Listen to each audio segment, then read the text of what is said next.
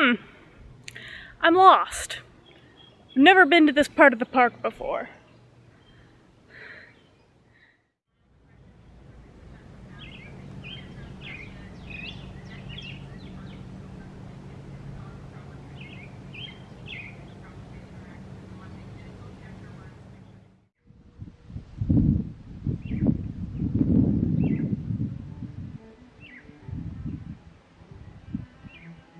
Hello, my crafty kittens, and welcome back to the channel for a video that was in absolutely no one's plans, least of all mine, until about 2 weeks ago. Because I saw a bunch of people on my Discord making aprons, and then my fiance made an apron, and I was like, oh, I want an apron. And here we are. And of course, being me, I couldn't just make a pretty white Victorian apron, no matter how much it would make me feel like the main character of a Studio Ghibli film. No, instead, of course, it had to be black. And I decided that it needed to match my sewing room as well. So to this simple utilitarian garment, I added a bunch of stripy black and white piping, and a bunch of pin tucks, and some contrast bands, and a cute ruffle at the bottom of the skirt portion of the apron, as well as pockets. But I think the pockets are very acceptable on an apron because, well, who doesn't love a good pocket? They're useful for everything. I, however, cannot take responsibility for this apron as I did not come up with the original pattern for it. I used Pour le Victor's Victorian/Edwardian kitchen apron tutorial and pattern for most of the assembly process, and for the pattern, although I made several adjustments, the base pattern is hers. So I'm going to link her blog post and her YouTube video in the description box below, and I'm just going to tell you what I did differently in this video. Her original apron only takes 2 yards of fabric, and mine you can still do with 2 yards of the base fabric, but in order to get the ruffle and the piping, you also need a yard of whatever fabric you're using for the ruffle, as well as a 1/4 yard for the piping. And for this, using that 1/4 yard of fabric, I did need everything but like 6 inches in order to do all of the piping that I wanted to put onto this apron. If you've never made custom piping before, it's pretty simple. You just cut your fabric into 1-inch strips. Ideally it should be on the bias, but I didn't want to do that because I wanted the stripes, and it works out almost as well unless you're trying to go around a lot of complicated curves. So I just used a piping foot, also known as a zipper foot, and this is just regular cheap acrylic yarn from whatever fabric store, so whatever you have in your stash that's yarn should be just fine for making piping for this project. Now, the original works with a 2-yard cut of fabric, however, I had a 3-yard cut of fabric, so I was able to cut my apron skirt all in one 60-inch wide by 21-inch long piece, and then mark all of my pin tucks. I find that a really nice way of doing pin tucks is to just use a 1/4-inch piecing foot. That way I know that each tuck takes an extra 1/2 inch added onto my pattern for making pin tucks, and I just make one line and fold it at that and just line that line up with the edge of my piecing foot in order to create really simple straight pin tucks. It's my kind of lazy shortcut for really nice little details that actually don't take a whole lot of doing.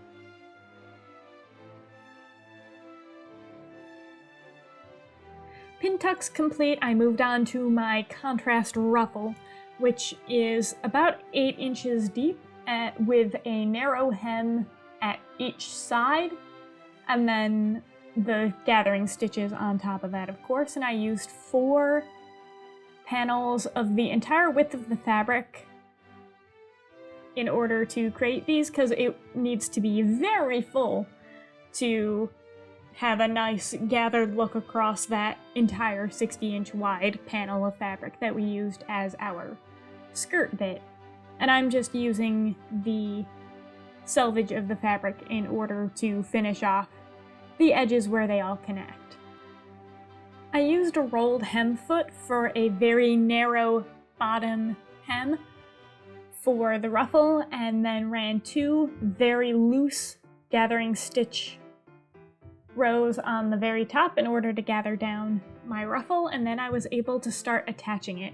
But before I could attach the actual ruffle, I had to put down my piping, because I knew it wasn't going to match up with the original thing, because my piping is ever so slightly smaller than the 1/2-inch seam allowance that I had planned. And why is that? Well, just because I'm lazy and didn't want to do the math. To add an extra, I think it would end up being like 1/3 of an inch to each side in order to create the space for the yarn in the middle of the piping. I didn't want to do that math, so I just pinned it down separately. And then I did my bib, or that front panel on the apron, and my pockets at the same time, because they were getting the same trimming. They got 2 pin tucks apiece in each pocket as well as on the bib, and I also put on a strip of contrasting fabric at the top of each because I thought it would look nice, and it does. And it does, even though I had to rethread my machine a bunch of times in order to facilitate the white thread for the contrast bands rather than the black that I used for everything else. And this also sews down the seam allowance on the pockets and the bib. I cut out my straps, my waistband and waistband facing, as well as my ties for the center back. In order to pipe around your waistband ties, which also gives the bow a lot of fullness, you will need to cut out 4 of the waistband ties instead of 2, so that you can sandwich the piping in between rather than doing a narrow hem. But I think, according to the cutting diagram, you should have a little bit of fabric left over and you should be able to get that cut out. I would need to test this to be sure, but I think you can still do it. Now, piping this is sort of strange and you kind of have to be aware of a lot of elements. The piping gets put on both long sides of one of your waistband pieces, as well as on all but one short side of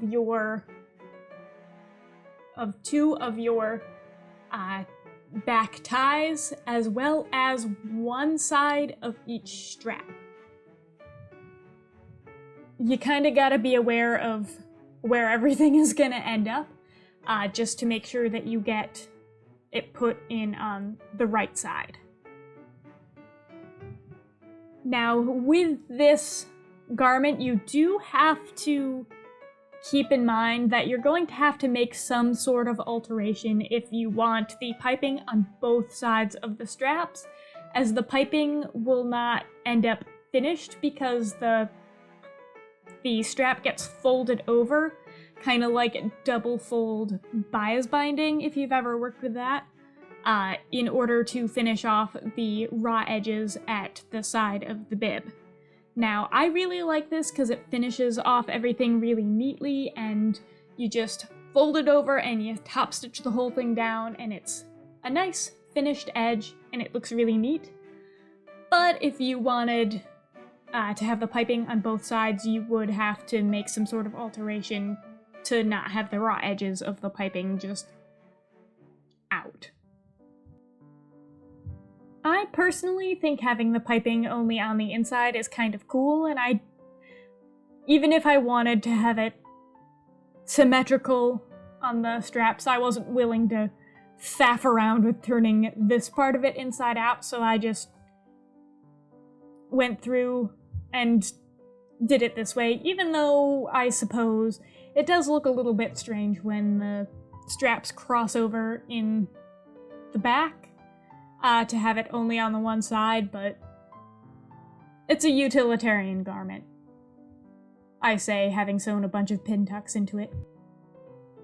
Something that is slightly less fun is attaching the skirt and the bib onto the waistband, just because it's so not what I'm used to with something. So this gets sewn onto the waistband first, and then there's a waistband facing that goes over top of that entire thing to hide away all the raw edges, and that gets top stitched down.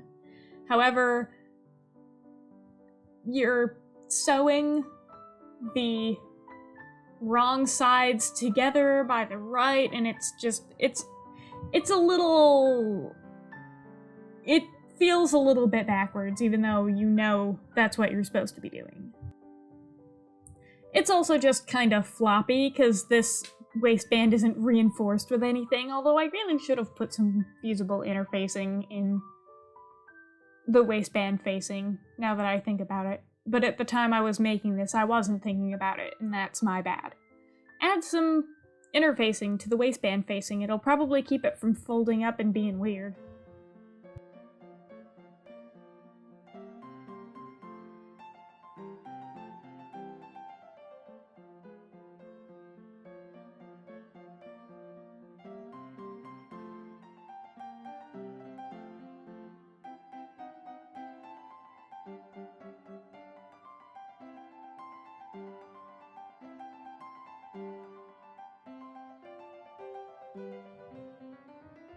Oh, I also at some point in this process added a little bit of gathering to the center front of the bib, which I don't 100% love the look of, but it does make an effect on how it sort of lays over the chest, so it really does help with the way that the apron lays to have that little bit of gathering at the center front. I found it behaves a lot more nicely over the bust.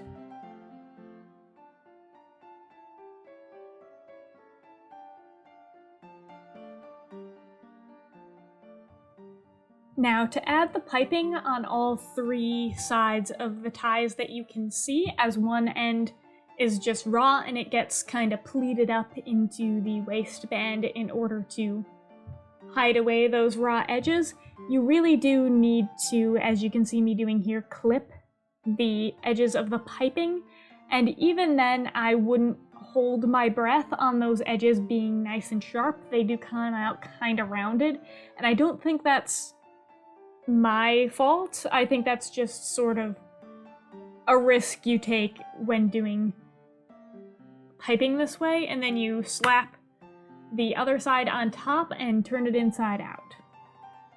And that leads to a nice even piping on all sides, all three sides of your waistband ties.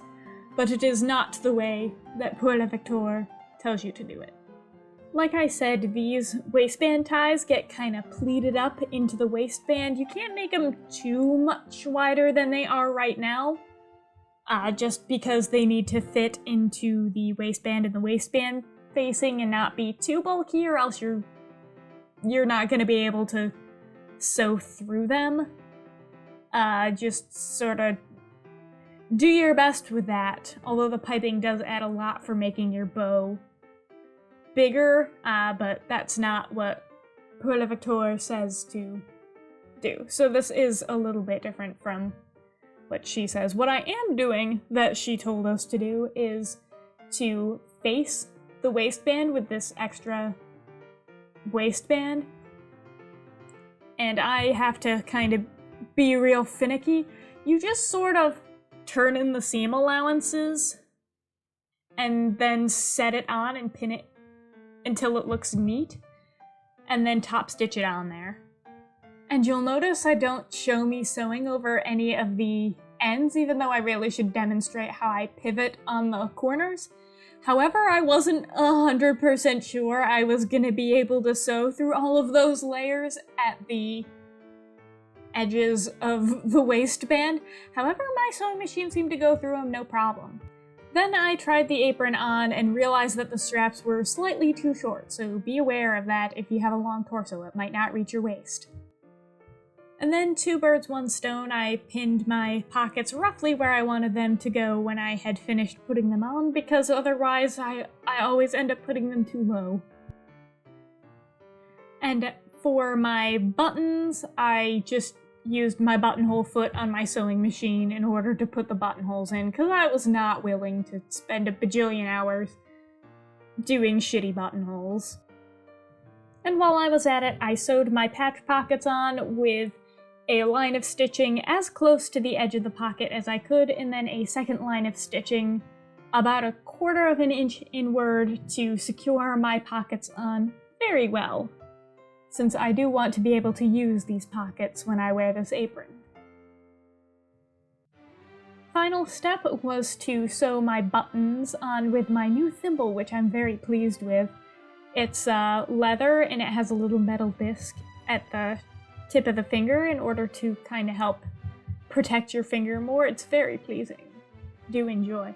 But I sewed that onto my waistband tie because the straps were slightly too short. So if you are tall or you are of a long torso, you are going to need a longer strap. And then I took my butt down to the thrift store because I realized that everything that I owned was black, and that none of them were going to show off the beauty of this apron because it was just going to blend into all of my black tops. It looks great in real life, but not so nice in photographs. Really, the only complaint I have about this is number 1, the thread that you can see that I forgot to snip, which is easily fixable. And I think my ruffle is slightly too long, but overall, nothing to complain about, and it does make me feel like a Studio Ghibli protagonist as I wandered out in the woods with it. So that was really all I was going for. And it coordinates well with my sewing room, so I think this will be a very aesthetic garment, and I can't wait to get some wear out of it. Anyway, please like this video if you liked this video. Subscribe if you would like to see more of my ridiculous cottagecore goth Victorian antics. It's a very strange and specific aesthetic I have going on. But you can also follow me on the various social medias and join my Discord. It's not just for history bounders, it's also for all sorts of queer artists who are interested in history. It's a nice little community I highly recommend, though I may be biased.